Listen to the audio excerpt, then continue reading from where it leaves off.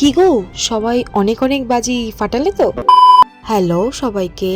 আজ হলো 22 তারিখ, আর আজ ছিল আমার মামা বাড়ির তরফের দিক থেকে ভাইফোঁটা। মানে আমার মামা বাড়ি আর মাসির বাড়ি দুটো যেহেতু ব্রাহ্মণ, তাই জন্য আমরা প্রতি পদে ফোঁটা দিই। আর আমার নিজের বাড়িতে সেটা কিন্তু ভাতৃদ্বিতীয়ায় ফোঁটা হয়। তো আমি আর মা যাচ্ছিলাম বিরাটি আমার মাসির বাড়ি ভাইকে ফোঁটা দেওয়ার জন্য।